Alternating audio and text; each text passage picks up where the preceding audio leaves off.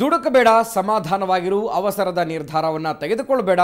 ಅಂಬರೀಷ್ಗೆ H D. Deve Gowda ಈ ರೀತಿಯ ಸಲಹೆಯನ್ನ ಕೊಟ್ಟಿದ್ದಾರೆ. ಚಿತ್ರರಂಗವನ್ನು ಕೂಡ ನೀನೇ ಮುನ್ನಡೆಸಬೇಕಾಗಿದೆ ಅಂತ ಒಂದು ಕಿವಿ ಮಾತನ್ನ ಹೇಳಿದ್ದಾರೆ.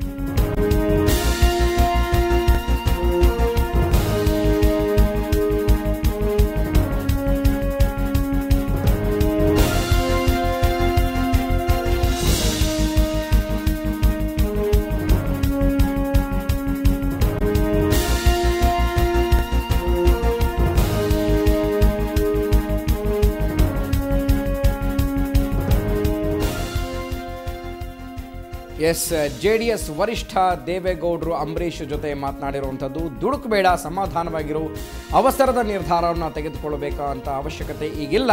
ಅಂಬರೀಷ್ಗೆ ಈ ಒಂದು ಮಾತುಗಳನ್ನು ಎಚ್.ಡಿ. ದೇವೇಗೌಡ ಸಲಹೆಯನ್ನು ಕೊಟ್ಟಿದ್ದಾರೆ. ಚಿತ್ರರಂಗವನ್ನು ಕೂಡ ನೀನೇ ಮುನ್ನಡೆಸಬೇಕಾಗಿದೆ, ಹಿಂದೂ ಮುಂದೆ ಯೋಚನೆ ಮಾಡದೆ ನಿರ್ಧಾರವನ್ನು, ಯಾವುದೇ ನಿರ್ಧಾರವನ್ನು ತೆಗೆದುಕೊಳ್ಬಾರ್ದು. ಅಂಬರೀಷ್ಗೆ ಈ ರೀತಿ ಸಮಾಧಾನವನ್ನು ಎಚ್.ಡಿ. ದೇವೇಗೌಡ ಹೇಳಿದ್ದಾರೆ.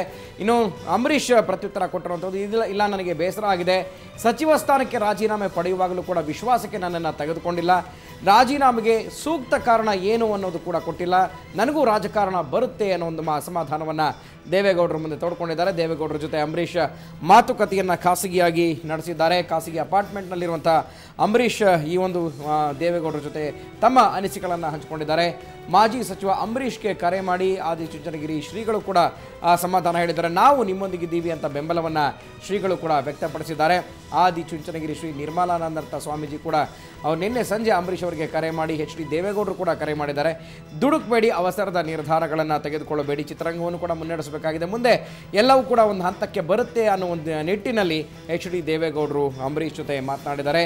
ಇನ್ನು ಮಾತುಕತೆಗೂ ಕೂಡ ಮಾಜಿ ಪ್ರಧಾನಿ ಎಚ್.ಡಿ. ದೇವೇಗೌಡ ಅಂಬರೀಷ್ ಅವರನ್ನ ಆಹ್ವಾನಿಸಿದ್ದಾರೆ ಅನ್ನುವಂಥದ್ದು. ರಾತ್ರಿ ಅಂಬರೀಷ್ಗೆ ಕರೆ ಮಾಡಿದ್ದಾರೆ. ಬಿಜೆಪಿಯ ರಾಷ್ಟ್ರೀಯ ನಾಯಕರು ಕೂಡ, ಬಿಜೆಪಿ ಪಕ್ಷದ ರಾಷ್ಟ್ರೀಯ ನಾಯಕರು ಕೂಡ ಅಂಬರೀಷ್ ಜೊತೆ ಮಾತುಕತೆಗೆ ಆಹ್ವಾನಿಸಿದ್ದಾರೆ. ಇದೆಲ್ಲ ಗಮನಿಸ್ತಾ ಇದ್ರೆ ಎಲ್ಲ ಪಕ್ಷಗಳು ಅಂಬರೀಷ್ ಅವರನ್ನ ಎಡತಾಕ್ತಾ ಇದ್ದಾವೆ ಅನ್ನೋದು ಸ್ಪಷ್ಟವಾಗುತ್ತೆ.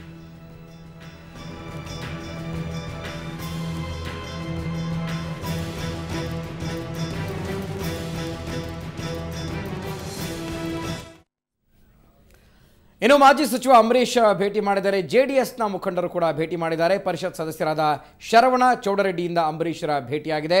ಫೋನ್ ಮೂಲಕ ಅಂಬರೀಷ್ ಜೊತೆ ಸಂಪರ್ಕ ಮಾಡಿದ್ದಾರೆ.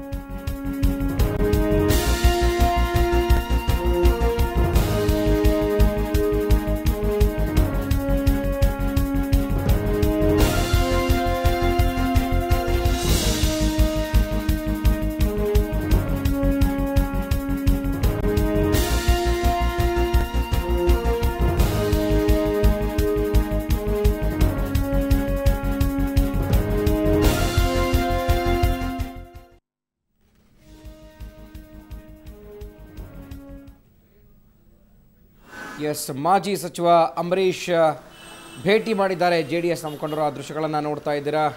ಪರಿಷತ್ನ ಸದಸ್ಯರಾದ ಶರವಣ ಮತ್ತು ಚೌಡರೆಡ್ಡಿ ಅಂಬರೀಷ್ ಅವರನ್ನ ಖುದ್ದಾಗಿ ಭೇಟಿ ಮಾಡಿದ್ದಾರೆ. ಯಾವಾಗ ಜೆಡಿಎಸ್ ವರಿಷ್ಠ ಎಚ್.ಡಿ. ದೇವೇಗೌಡ ಫೋನ್ ಮೂಲಕ ಅಂಬರೀಷ್ ಅವರನ್ನ ಸಂಪರ್ಕ ಮಾಡಿದ್ರು, ಅದರ ಜೊತೆಗೆ ಬಿಜೆಪಿಯ ರಾಷ್ಟ್ರೀಯ ನಾಯಕರು ಕೂಡ ಅಂಬರೀಷ್ ಅವರನ್ನ ಸಂಪರ್ಕ ಮಾಡಿದ್ರು. ಆ ಹಿನ್ನೆಲೆಯಲ್ಲಿ ತಕ್ಷಣಕ್ಕೆ ಪರಿಷತ್ನ ಸದಸ್ಯರಾದ ಶರವಣ ಮತ್ತು ಚೌಡರೆಡ್ಡಿ ಅಂಬರೀಷ್ ಅವರನ್ನ ನಿವಾಸದಲ್ಲಿ ಭೇಟಿಯಾಗಿದ್ದಾರೆ. ಸೊ ಇದು ಒಂದು ರಾಜಕೀಯ ಬೆಳವಣಿಗೆಗಳು, ಸ್ಥಿತ್ಯಂತರಗಳನ್ನು ಗಮನಿಸ್ಕೊಳ್ಬಹುದು. ಯಾಕೆಂತಂದರೆ ಎಲ್ಲ ಪಕ್ಷಗಳು ಇದೀಗ ಯಾರು ಅಸಮಾಧಾನಗೊಂಡಿದ್ದಾರೆ, ಶಾಸಕರು, ಸಚಿವರು, ಅವರನ್ನು ಭೇಟಿ ಮಾಡ್ತಾ ಇದ್ದಾರೆ. ತಮ್ಮ ಪಕ್ಷಕ್ಕೆ ಅವರನ್ನು ಸೆಳೆದುಕೊಳ್ಳುವಂಥ ನಿಟ್ಟಿನಲ್ಲಿ ಅವರಿಗೆ ಸಮಾಧಾನವನ್ನು ಮಾಡ್ತಾ ಇದ್ದಾರೆ.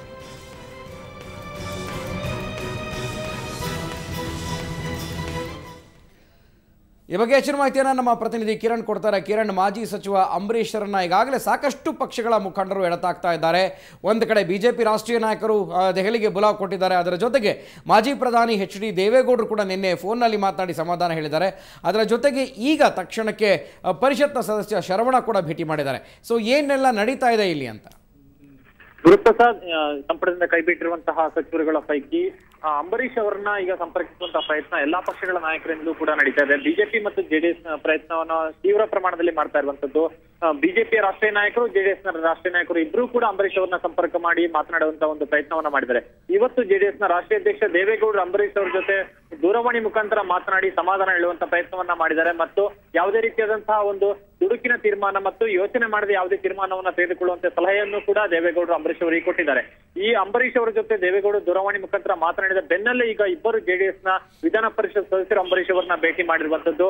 ಇಲ್ಲಿ ಎಲ್ಲವನ್ನೂ ಕೂಡ ನಾವು ಗಮನಿಸೋದಾದ್ರೆ ಒಂದು ಅಂಬರೀಶ್ ಅವರ ವಿಚಾರದಲ್ಲಿ ಜೆಡಿಎಸ್ ಪಕ್ಷದಲ್ಲಿ ಒಂದು ರೀತಿಯ ಸಮೀಕರಣ ಉಂಟಾಗ್ತಿರುವಂತದನ್ನ ಗಮನಿಸಬಹುದಾಗಿದೆ. ಯಾಕಂದ್ರೆ ಅಂಬರೀಶ್ ಅವರನ್ನ ಸಂಪುಟದಿಂದ ಕೈ ಬಿಡಲಾಗತ್ತೆ ಅನ್ನೋ ಒಂದು ಸೂಚನೆ ಸಿಗ್ತಾ ಇದ್ದಂತೆ ಮಂಡ್ಯದ ಜೆಡಿಎಸ್ ಸಂಸದ ಪುಟ್ಟರಾಜ್ ಅವರೊಂದು ಮಂಡ್ಯದಲ್ಲಿ ಹೇಳಿಕೆಯನ್ನ ಕೊಟ್ಟಿದ್ರು. ಅಂಬರೀಶ್ ಅವರನ್ನ ಜೆಡಿಎಸ್ಗೆ ಕರೆತರುವಂತಹ ಒಂದು ಪ್ರಯತ್ನವನ್ನ ಸಂದರ್ಭ ಸೃಷ್ಟಿಯಾದ್ರೆ ನಾವು ಕೈಗೊಳ್ತೇವೆ ಅನ್ನೋ ಒಂದು ಮಾತನ್ನ ಪುಟ್ಟರಾಜ್ ಅವರು ಹೇಳಿದ್ರು. ಇದಾದ ಬಳಿಕ ಸಂಪುಟದಿಂದ ಕೈಬಿಟ್ಟ ಬಳಿಕ ದೇವೇಗೌಡರು ದೂರವಾಣಿ ಮುಖಾಂತರ ಮಾತನಾಡಿದಲ್ಲದೆ ಈಗ ಇಬ್ಬರು ಜೆಡಿಎಸ್ ನ ವಿಧಾನ ಪರಿಷತ್ ಸದಸ್ಯರು ಅಂಬರೀಶ್ ಅವರನ್ನ ಖುದ್ದಾಗಿ ಭೇಟಿ ಮಾಡಿರುವಂತದ್ದು.